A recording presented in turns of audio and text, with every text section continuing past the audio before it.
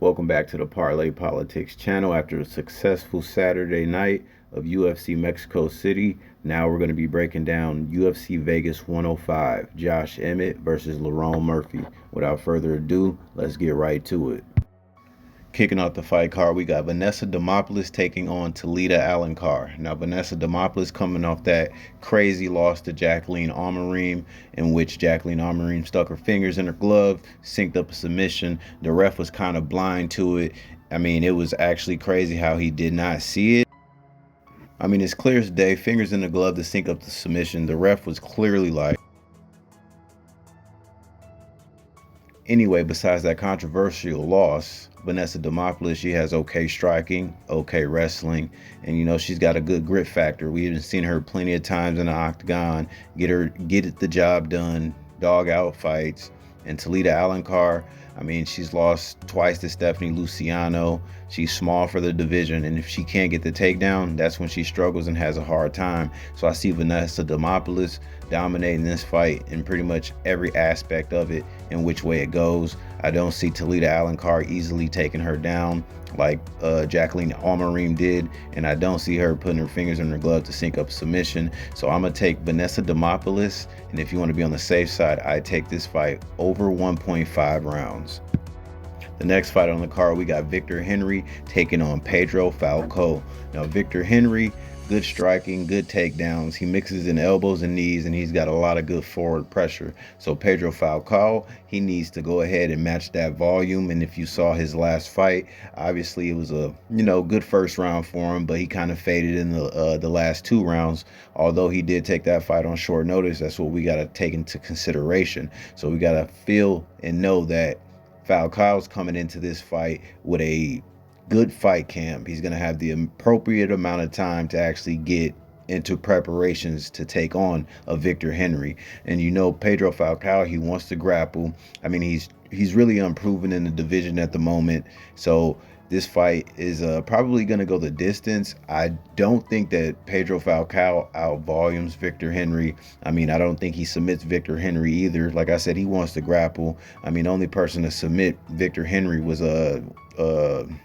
who is it? Jourdain. Jourdain was the only one to submit Victor Henry. So, I mean, Victor Henry's gritty. He's tough. I mean, he's had plenty of fights in the UFC already. So I don't see Pedro Falcao, just completely rolling over him or dominating him in any sense of the fashion. I do expect a gritty, good fight, and I do expect it to go the distance. But if I wanted to money line one of the two fighters, I would probably pick Victor Henry.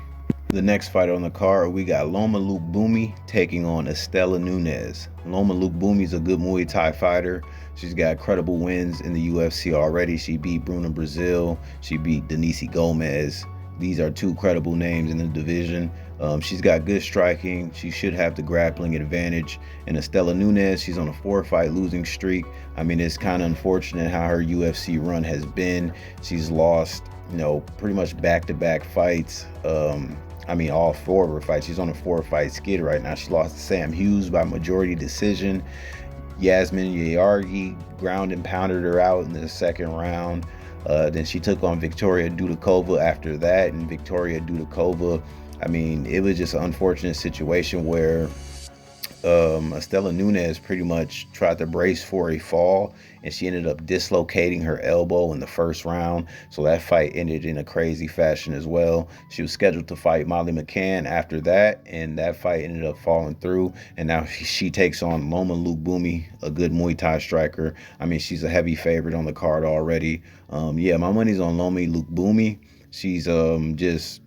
She's a tiny tornado in a sense, like Tisha Torres. She's going to get the job done. She's going to have the striking advantage. But don't get me wrong, Estela Nunes, she has great first rounds. She's got some pop in her shot. She just has not been able to go ahead and, seal a victory under the UFC banner at the moment. So I can't really put my faith in her. But I'm going to go ahead and put my faith in the Thailand fighter and Loma Lookboonmee to get this fight done. If she doesn't stop Estela Nunes, she will definitely win by majority decision, unanimous decision, same difference. I don't really see Estela Nunes having anything for her on the feet. I don't see Estela Nunes having anything for her on the ground. Like I said, Estela Nunes, she has a good first round, but after that, it's kind of a bust. The next fight on the card is in the men's welterweight division. We got Reese McKee taking on Daniel Frunze.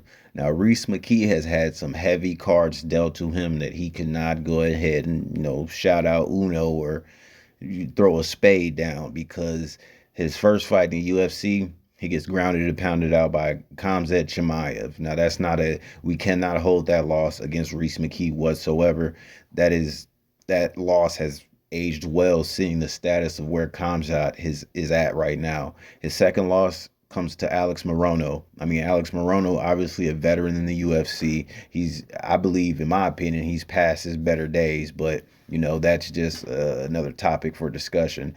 Other than that, he goes to Cage Warriors where he completely dominates. I mean, every fight after that in Cage Warriors, he stopped his opponents, and before the final bell, pretty much. Gets invited back to the UFC, takes on a very tough Ange Lusa. Now, Ange Lusa just pretty much beat his ass. Reese McKee ate some heavy shots. He had his key moments too, but Ange Lusa, just the, brick shithouse that he is, he just plowed through and ate everything that Reese McKee threw at him and outstruck Reese McKee. Reese McKee loses that fight, goes on to fight Chidi Njokuani, where he loses by a split decision, where, he showed more diversity. He showed that he is actually learning under the UFC banner. But now he's taking on a new UFC comer in Daniel Frunze, who's got a ton of power in his hands. I mean, Daniel Frunze has been knocking people out left and right. I believe he's on like a 5-fight KO streak at the moment. And he's coming off that Contender Series win where he got a second round, ground and pound TKO pretty much. So my money is on Daniel Frunze for the simple fact that Reese McKee has not won a fight under the UFC banner yet. I mean, he's had 4 opportunities to do so, and Daniel Frunze is coming in at a pretty heavy favorite, and Reese McKee, the moderate underdog. I just can't play Reese McKee at this moment. Reese McKee, he's got good striking. Do not get me wrong. He can crack. He can go for blow with anybody, but in the UFC, it's just a different ball game. It's not like Cage Warriors. Like, these guys in the UFC, they just keep coming at you until you have to put them away. Now, Daniel Frunze, he's going to be one of those guys that Reese McKee has to put away to get a victory over. And Daniel Frunze is just going to headhunt the entire time until he lands that big shot and going ahead and, stop Reese McKee. So my best bet is this fight to not go the distance. Just in case Reese McKee does, land a crazy upset, we'll go ahead and bet this fight is no distance. Reese McKee can take a heavy shot, though. I mean, he took good shots from, Ange Lusa, and he stayed until the end of the fight. He took good shots from Chidi Njokuani, and we just seen Chidi Njokuani put somebody out in his last fight. So, it's a toss-up. On the personal side, I'd rather play Frunze as the money line or take this fight to go the distance or no distance. Truthfully, I'm just not going to bet on this fight because we got a debuting fighter in 2025, and we know how this goes in the UFC. A lot of debuting fighters been getting exposed. So if you do play this fight, the best bet is probably to have not Pedro. The best bet is to probably have Daniel Frunze as the money line favorite or take this fight no distance. The next fight on the card is in the women's flyweight division. We got Diana Belbita taking on Deone Barbosa. Now, Diana Belbita coming off of a 2-fight losing streak, and her most recent loss comes to Molly McCann in the first round by armbar. Now, Molly McCann just laid down her gloves after she got submitted, rear naked choked by Alexia Tayanara.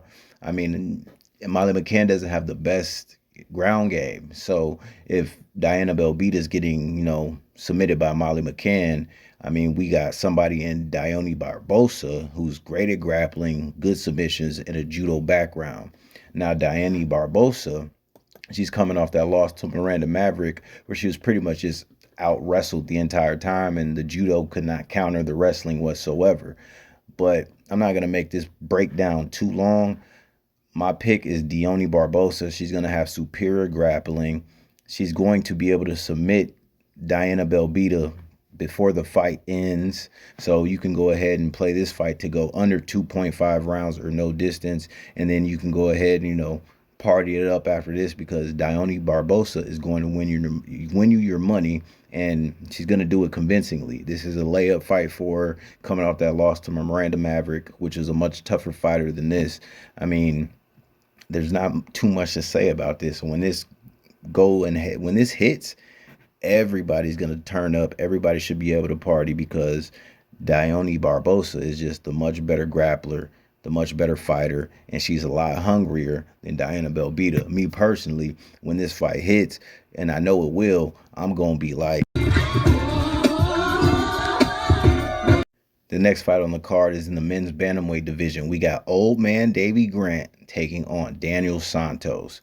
Now, Davy Grant, if you've seen his last fight, you'll see how composed he is. He's good at striking. He has good power. He's got a lot of dog in him, and he's got good grappling too. His last fight, he beat the brakes off of Ramon Tavares every round. The prospect of Ramon Tavares, who was supposed to be a better striker than Davy Grant. Davy Grant shut that shit down with accurate strikes and just out volumed Ramon Tavares for the entire duration of that fight. Now he's taking on Daniel Santos.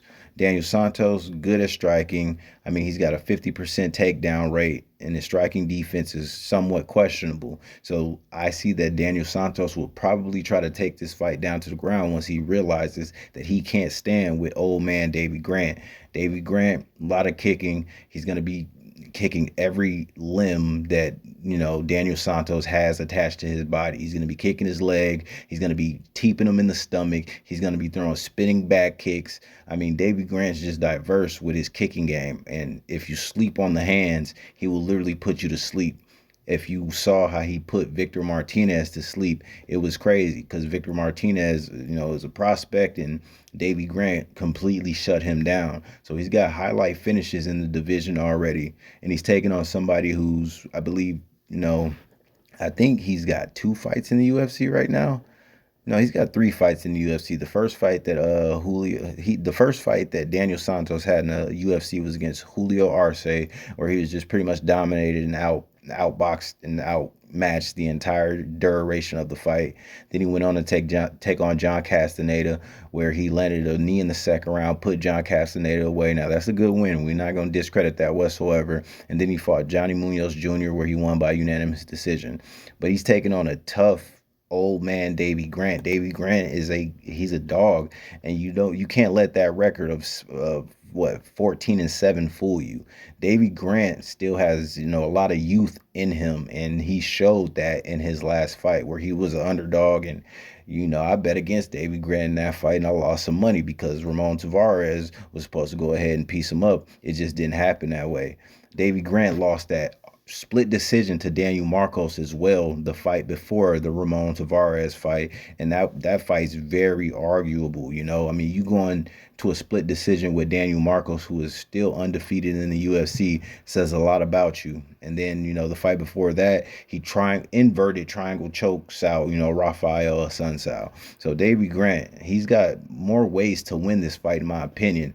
Daniel Santos, like I said, his wrestling is he's got a 50% takedown rate. His striking defense is questionable, and I can see Davy Grant catching him with something by surprise, dropping him, maybe a club and sub victory, or maybe even putting his lights out. Davy Grant just has the experience edge here, and he's showing that there's levels to this shit in the UFC. Like, you're not just gonna come in with 3 fights and take on a veteran like Davy Grant and take him out of his glow. So my money's on Davy Grant, the underdog of the night. He's got that dog in him, and I know for a fact that he's gonna fight for your money.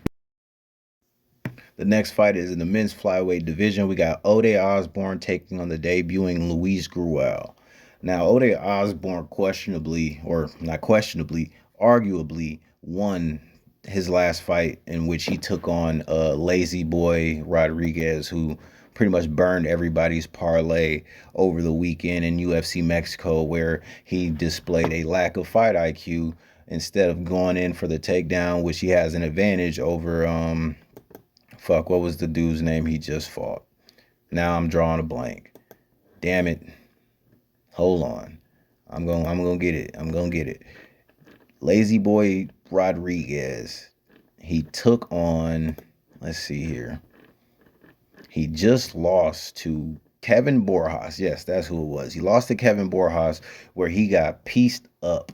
I mean, Kevin Borjas hit him with some heavy strikes, sat him down a couple of times in the fight, and the only thing that you know Raul Lazy Boy Rodriguez wanted to do is throw flashy techniques that completely missed the target by a long shot. Why are you crying?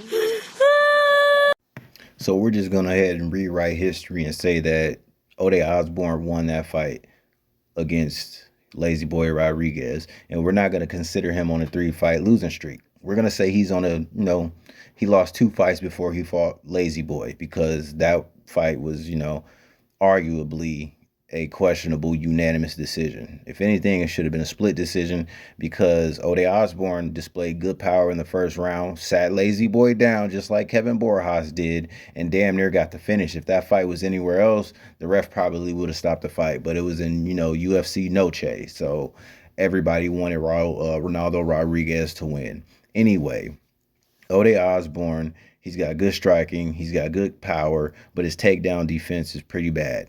And he's taking on Luis Gruel, so he really shouldn't have to worry about the takedown threat too often because Luis Guerrero, when he comes to fight, like he's coming to fuck you up. He's coming to piece you up until you finally break. He's got crazy amount of power. He's got crazy amount of pressure. I mean, he's training in Factory X with Brandon Royval. You know how cold Brandon Royval is, so it's no wonder that Gruel's striking is up there, of the elites. I mean, the dude's got crazy pressure. If he hops on top of you, I mean, he's not the type of person who's going to try to look for a submission. He's probably going to try to put your head through the canvas with elbows. I mean, the dude, he's just him at the moment. I'm sorry. Even though it's his UFC debut, I don't see Ode Osborne really having anything in his cards to go ahead and stifle Luis. Luis is the much more aggressive fighter. He's gonna come in, pick his shots perfectly, and like I said, he's got power, so he's gonna be able to hurt Ode Osborne early, hop on top, probably get a TKO victory. This fight I don't see going the distance whatsoever. I'm gonna go ahead and money line Luis Gruel, and I know I didn't pronounce his name several different times here. I'm sorry, but it is what it is. But yeah, Luis is gonna be the pick. I see him getting it done before the bell ends or before the fight actually ends. So inside the distance, Luis Gruel money line. That's my pick.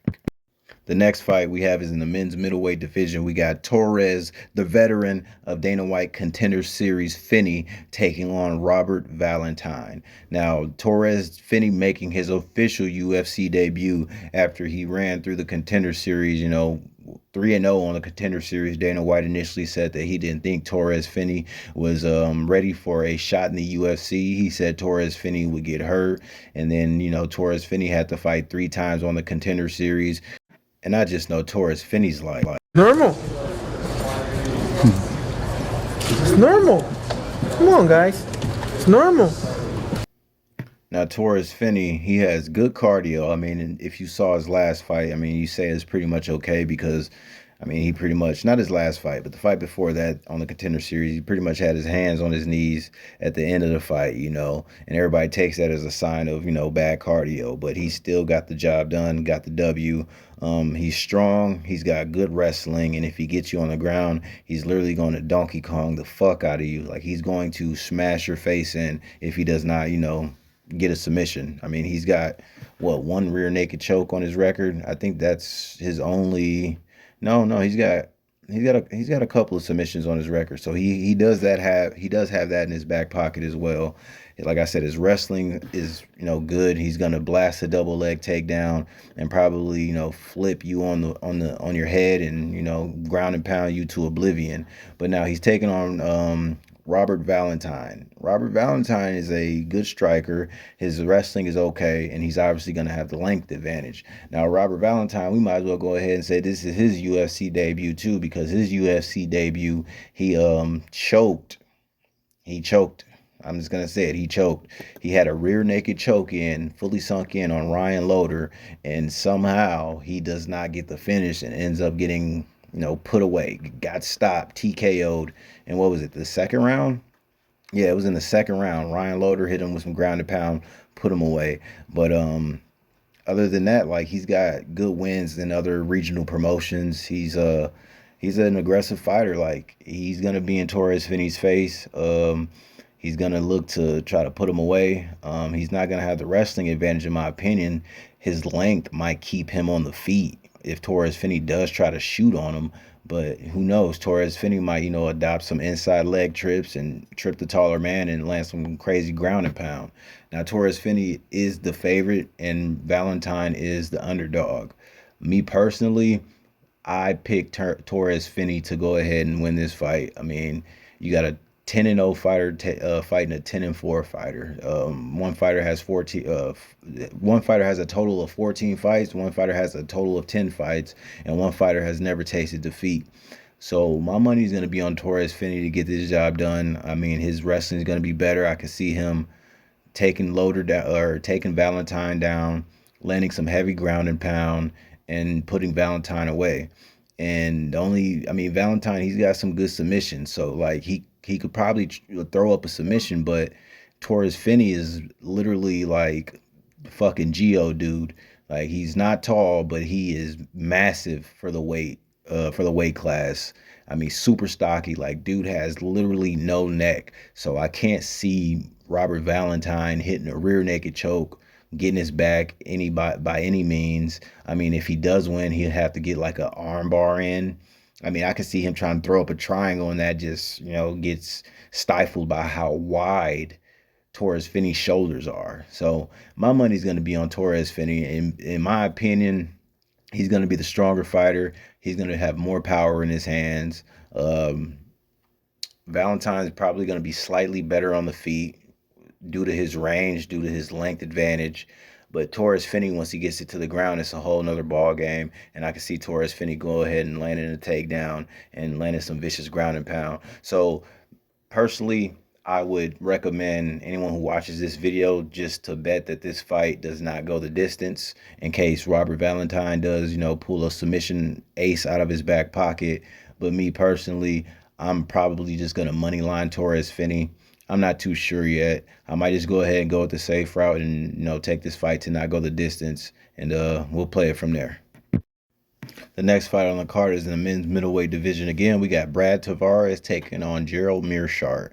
Now, Brad Tavares literally has fought everyone in the middleweight division. He has some of the best takedown defense in the middleweight division as well. He's a good striker, very durable, and been in wars. I mean, he hasn't won a fight in 3 years, but at the same time, like he has had no list of easy opponents. Brad Tavares, he's like I said, he's fought everyone. He's got some of the best takedown defense in the game. Like it's no joke. I mean, his last win was Chris Weidman, where Chris Weidman shot like double handful of takedowns. I can't even remember how many it was, but Chris Weidman got all of those takedown stuff, and a lot of people might be like, "Oh, well, it was Chris Weidman who's coming back from, having his leg broken half." But at the end of the day, everybody else who's tried to take him down really has had no success. I mean, his last two fights before or after the Weidman fight was Gregory Rodriguez and Jung Young Park. I mean, he looked good in both of those fights until the Gregory Rodriguez fight where he got stopped due to punches in the third round.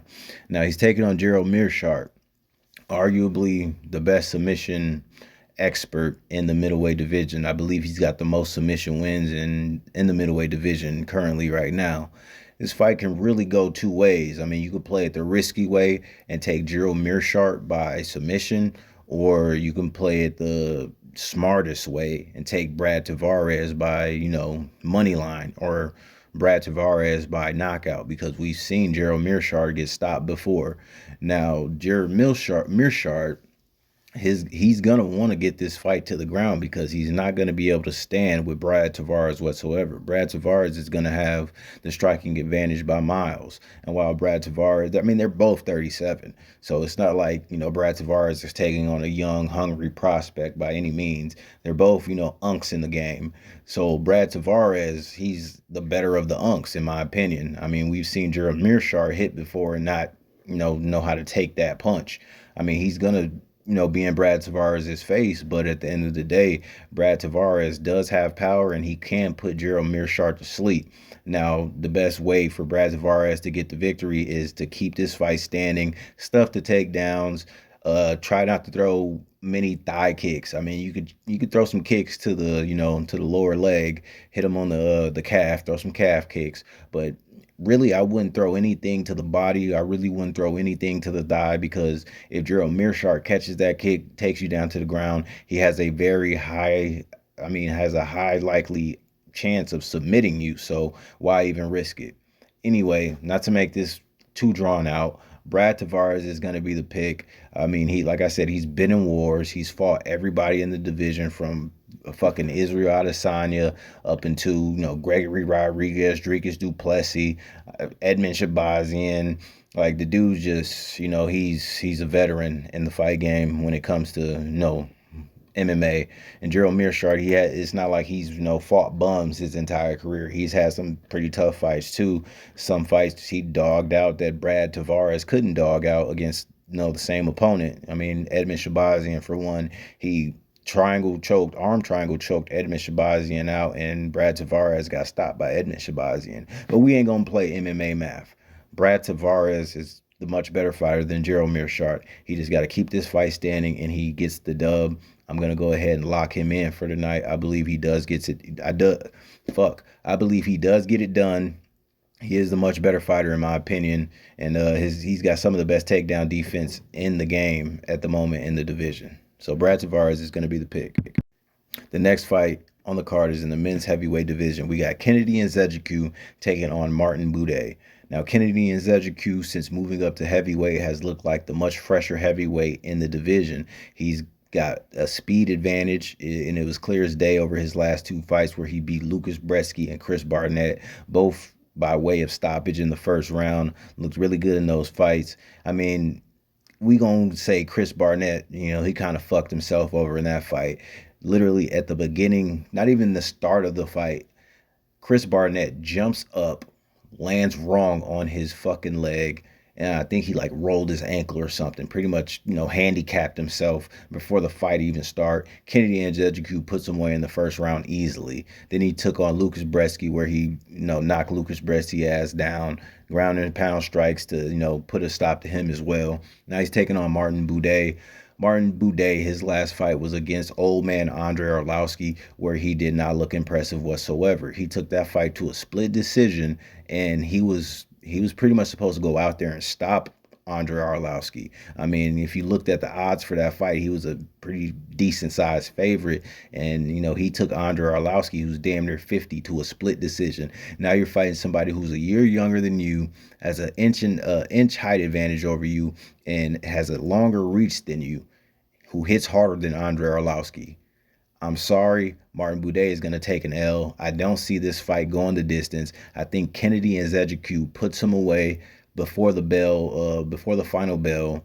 I mean, over 1.5 to me is a risky bet. I would just take this fight to go not the distance because somebody's getting knocked out, and I think Kennedy Nzechukwu is going to be able to beat Martin Buday to the punch every single time. He's going to have the speed advantage. He's in much better shape than Martin Buday.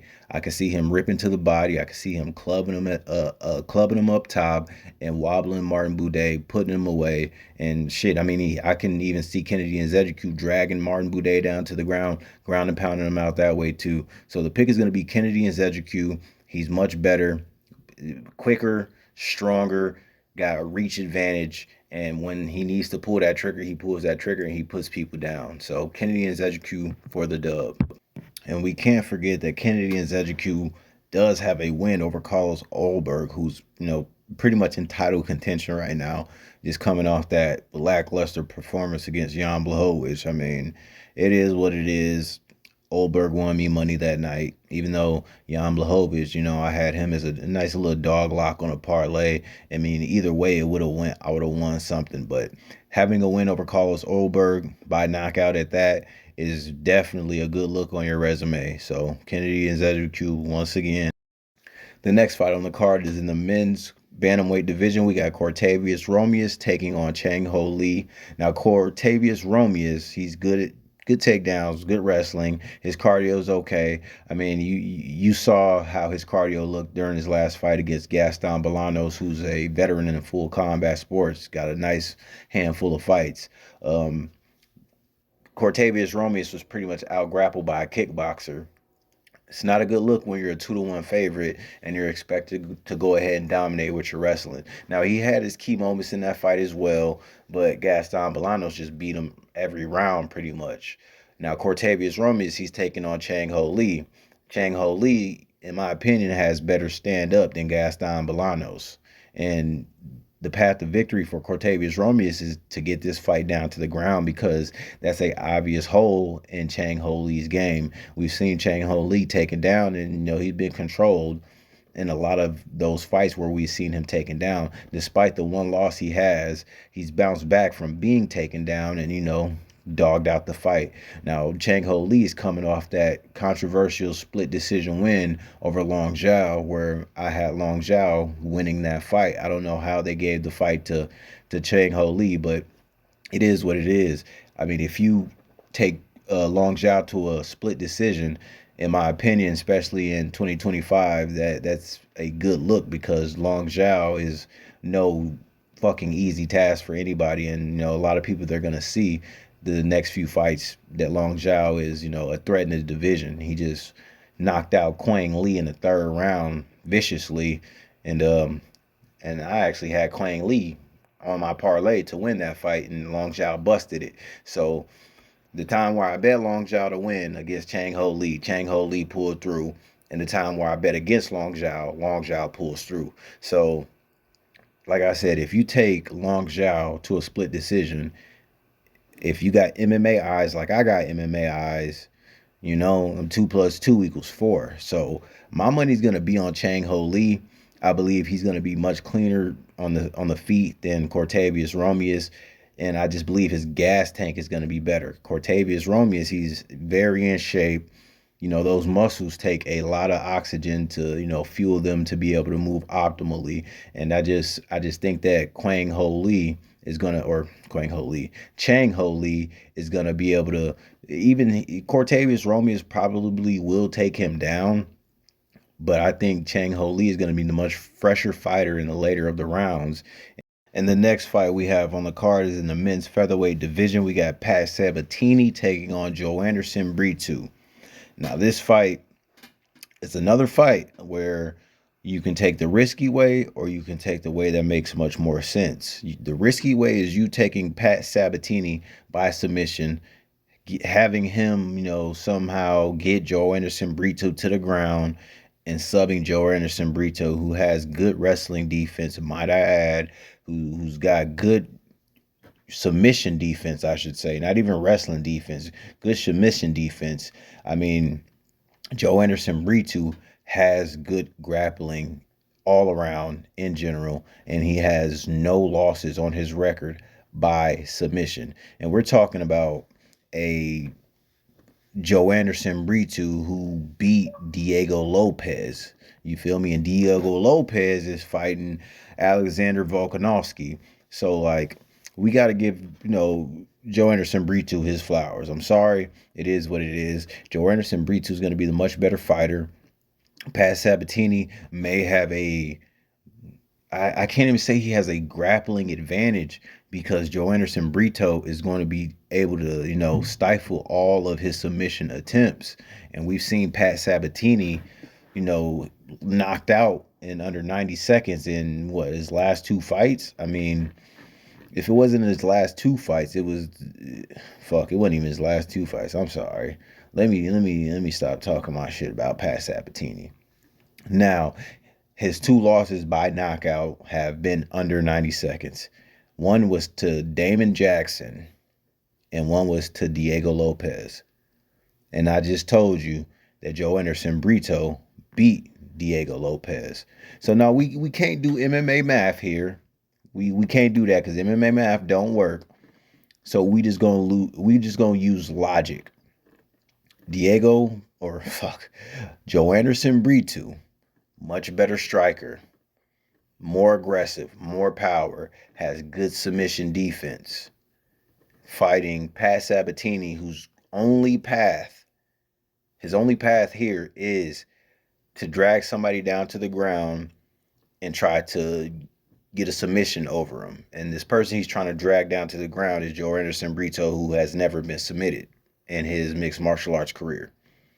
Also, Joe Anderson Brito coming off that robbery of a loss to William Gomis, which the judges, I swear, like I said before, I'm going to make a video of some of the worst robberies in UFC history that I have witnessed, because that was another robbery that fucked up my parlay.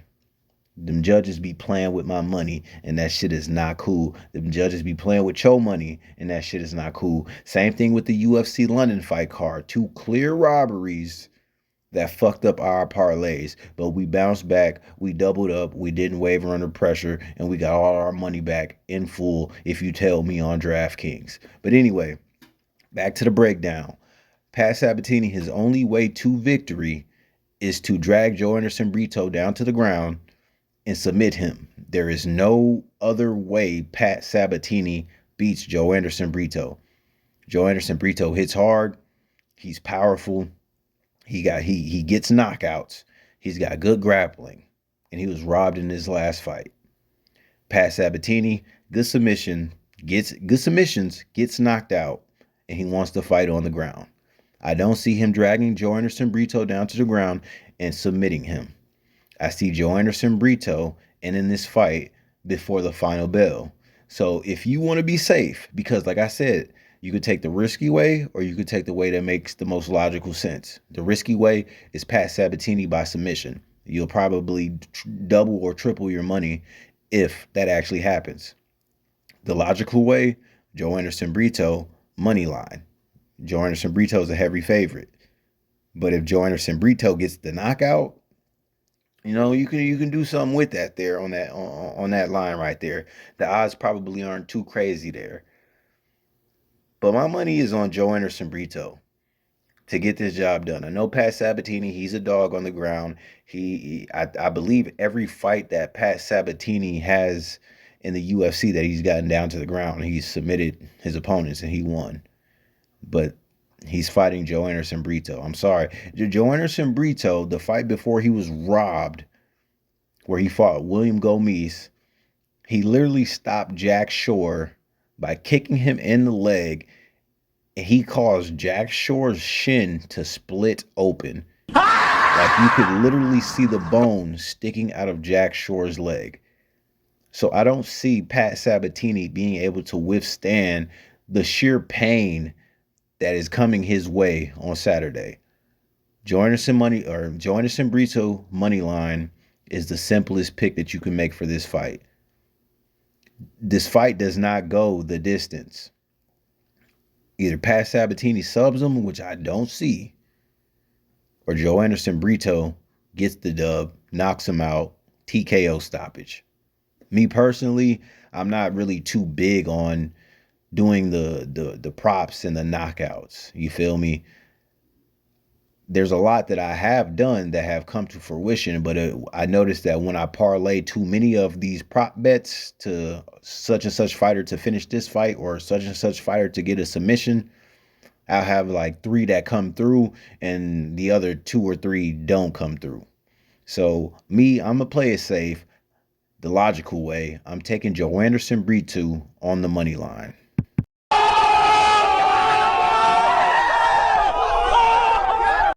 Now, the main event of the evening in the men's featherweight division, we got Josh Emmett taking on Lerone Murphy.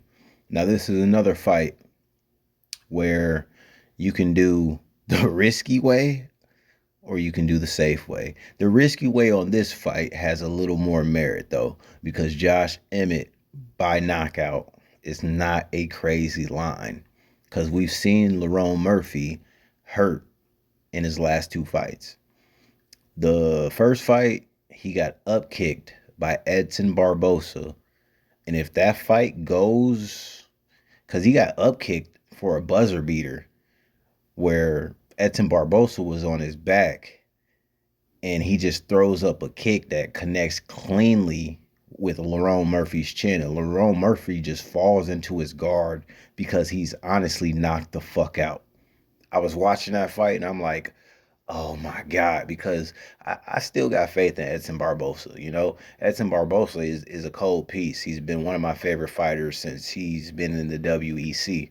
So when he throws that up kick and I see him knock Josh Emmett, or not, hold on. He throws that up kick and I see him knock Lerone Murphy out. I'm like, damn, bro, if this fight goes on another minute, 30 seconds to a minute, you easily can throw up a fucking triangle from there, stuff the arm, and you get a submission over Lerone Murphy. But it didn't happen that way. And honestly, when the second round started, I'm thinking like, okay, he should still be on wobbly feet. This motherfucker Lerone Murphy comes back with a vengeance.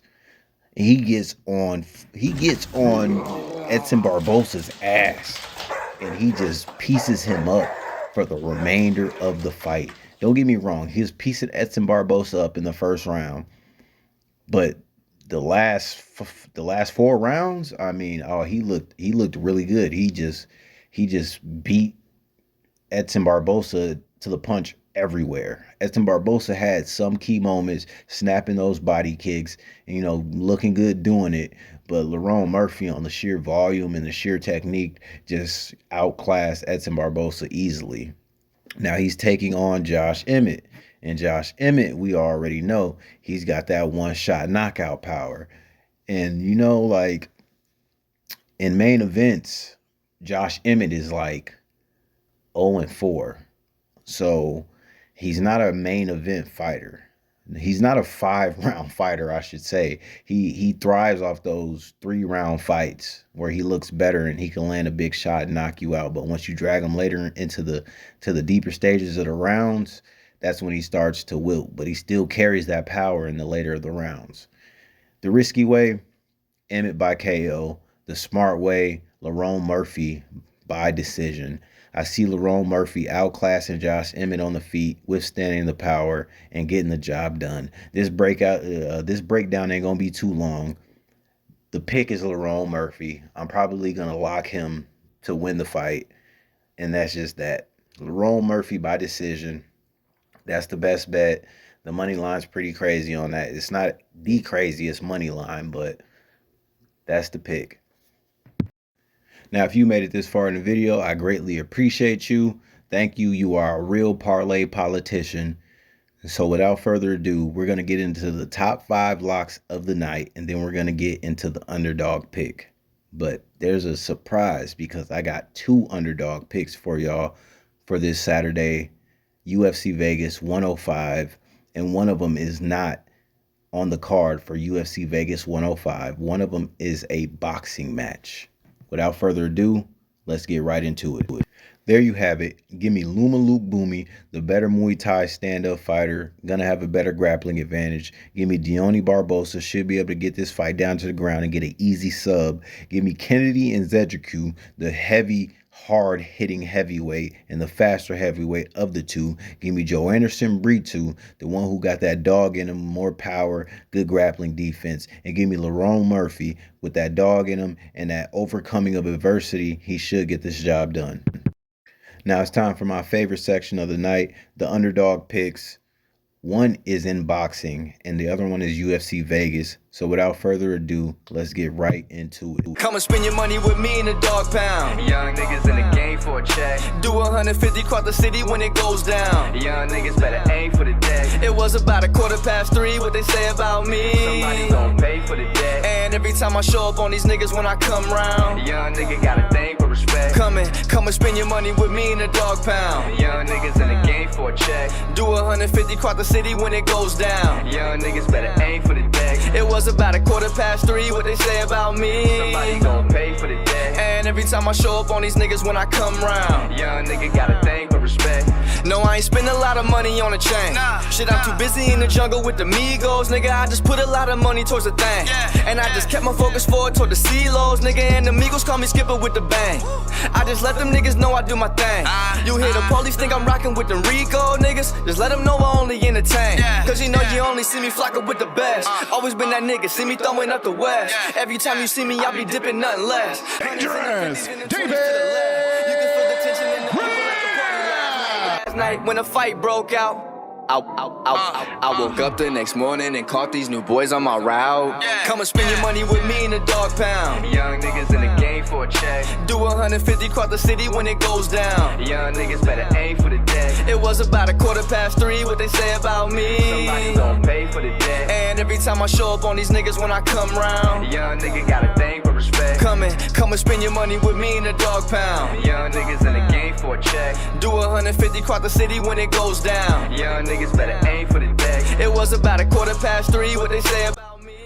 There you have it. Davey Grant is the pick for UFC Vegas 105. Now this next pick is my boy, a person who I know personally, been one of the realest people I've ever met in my life. And I know he gonna get the job done.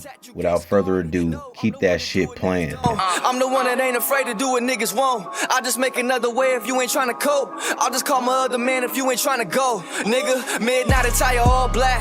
Top out 22s, nigga lean back. I can make another way and you can keep that. I'm the one they call dudes kicking feedback. Young niggas doing stretches like a limousine. All white, blue and gold like I'm Mr. Clean. Every day I got it sold like it's Halloween. All I need is something bold in a magazine. Young niggas come and spend your money with me in the dog pound. Young niggas in the game for a check. Do 150 across the city when it goes down. Young niggas better aim for the deck. It was about 3:15, what they say about me. Somebody gon' pay for the debt. And every time I show up on these niggas when I come round, young nigga got a thing for respect. Come and spend your money with me in the dog pound. Young niggas in the game for a check. Do 150 across the city when it goes down. Young niggas better aim for the deck. It was about 3:15. There you have it. The next underdog pick, my boy Dejan Gonzalez. He gonna fight for your bread, and he got that dog in him. It's gonna be a good Saturday night. Let's go.